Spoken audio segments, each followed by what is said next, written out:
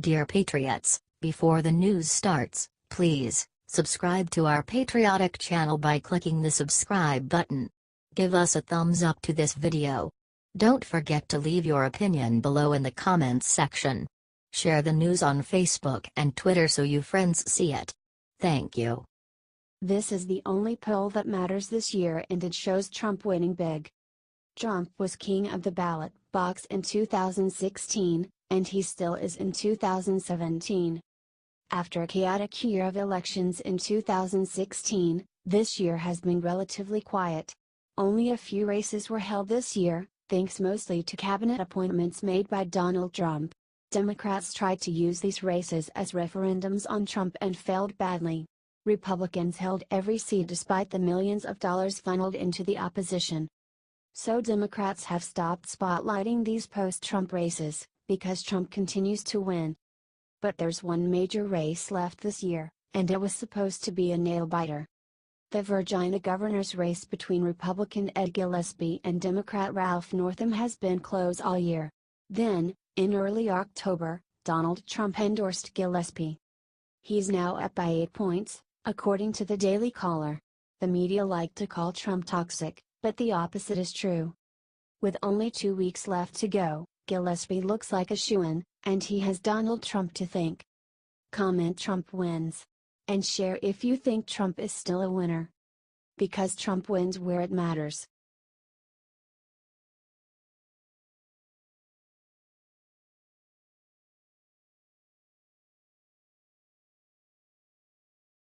Jeff Sessions sends judges blocking Trump scurrying back to law school with one brutal fact. U.S. Attorney General Jeff Sessions has had enough of the activist federal judges blocking Trump's policies and sent them running back to law school with one simple sentence. According to Fox News, speaking at the Heritage Foundation, Sessions said of these judges, "The Constitution gives judges no right to veto a president's actions because they disagree with him on policy grounds. No, it does not. Go back to law school, boys. You need a refresher course on the rule of law."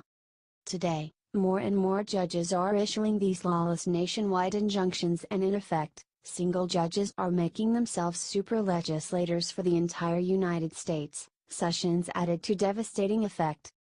"We have nearly 600 federal district judges in the United States, each with the ability to issue one of these overreaching nationwide orders. Correct. The judicial branch does not make laws. And if these judges do not know that, then they should not be on the bench. We either have rule of law or we do not." Sessions went after one judge in particular for his egregious violations, Judge Nicholas Garofas, who said Trump's order on DACA was heartless, rather than discuss the legality of the order. Rather than address that question, the court said the government can't come into court to espouse a position that is heartless. He didn't say it was unlawful. He said, "I don't like your policy." A judge's comments on policy like this is offensive, and it's disrespectful of the legislative and executive branches and to the fine attorneys in the Department of Justice. Wow. If you agree with Jeff Sessions and the rule of law and the U.S. Constitution, share this everywhere.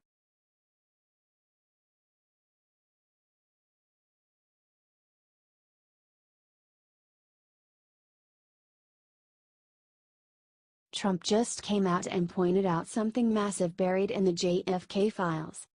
The long-awaited JFK Files have finally been unearthed in all their glory. According to Nation One News Foundation, 2,800 documents will be released today and the rest will be released over the next 180 days. Trump hasn't received requests from the CIA or FBI to keep any of the following documents under wraps. President Trump just said the following about the release. He said that public deserves to know as much as possible about the JFK assassination. Executive departments and agencies have proposed to me that certain information should continue to be redacted because of national security, law enforcement, and foreign affairs concerns. I have no choice today, but to accept those redactions rather than allow potentially irreversible harm to our nation's security. To further address these concerns, I am also ordering agencies to re-review each and every one of those redactions over the next 180 days, said the statement. Assange said the following on Twitter about the fact that the documents are being delayed. Assange is wrong, though. According to the Nation One News Foundation, Trump is going to be choosing the release times of the files. This means that Trump is going to drag this out and make it very hard for the swamp to get out of this one. Share this if you can't wait to see what comes out of this release. Do you think the US government killed JFK? We'll keep you updated here at Liberty Writers.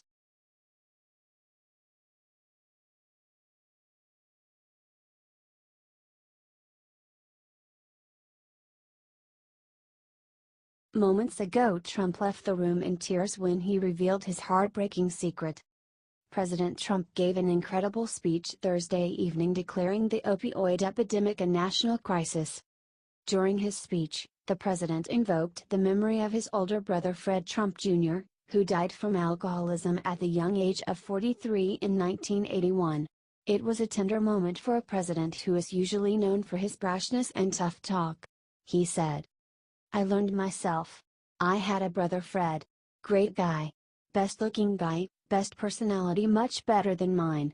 But he had a problem with alcohol. And he would tell me don't drink. Don't drink." He was substantially older, and I listened to him, and I respected him. But he would constantly tell me don't drink. He would also add don't smoke. But he would say it over and over and over again. And to this day I've never had a drink, and I've had no longing for it, I've had no interest in it, I've never had a cigarette. I had somebody to guide me. And he had a very tough life. He was a strong guy, but it was a tough thing that he was going through. But I learned because of Fred. I learned. It was incredibly moving of President Trump to talk about his brother's death so frankly. After suffering through such a terrible personal tragedy, the president seems to understand the plight of American families caught up in addiction all over the country. President Trump promised a new advertising campaign against drug use that would emphasize the importance of never even starting. If we can teach young people and people generally not to start, it's really easy not to take them. And I think that's going to end up being our most important thing, really tough, really big, really great advertising. So we get to people before they start. The opioid epidemic is taking this country by storm. Overdose deaths involving prescription opioids have quadrupled since 1999. It is a national disaster of unmitigated proportions. President Trump is right, we need to help those who are addicted, but as his brother Fred told him, the best way to stop is to never start. This message is important, so share it out thousands of times and maybe someone who is also struggling will read it. HT Daily Mail.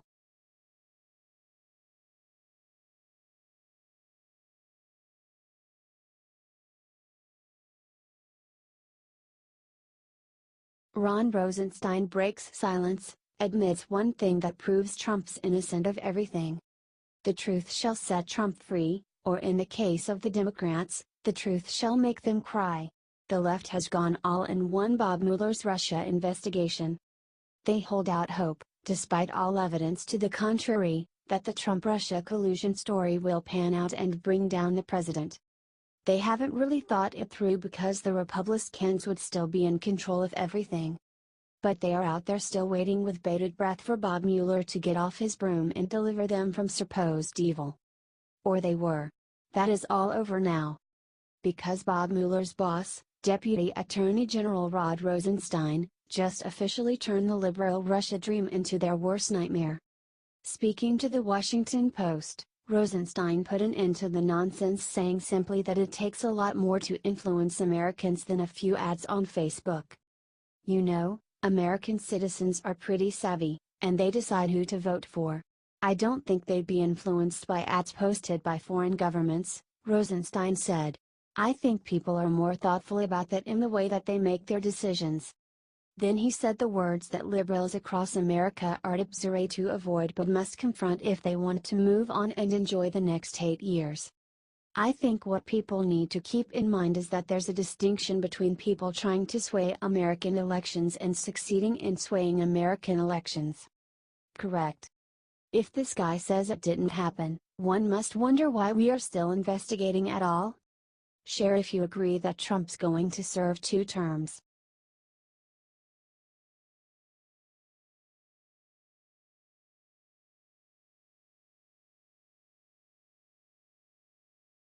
This Democrat senator just flipped on live TV and unveiled Hillary Clinton's treasonous secret. You can hear the word on the wind, and the word goes a little like this. Check this out. West Virginia Senator Joe Manchin just tore into Hillary Clinton and the fact that the DNC funded the dossier on Donald Trump by Christopher Steele. That sounds confusing. Let's simplify it. Watch this crazy video below.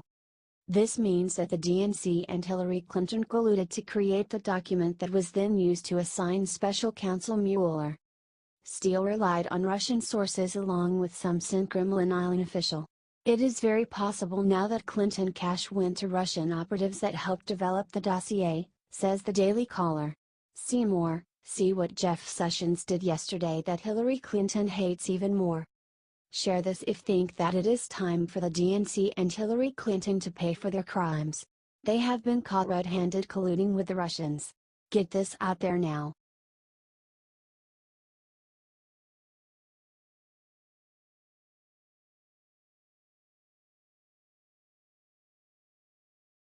Today on her birthday, Donald Trump Jr. handed Hillary Clinton the worst news of her life.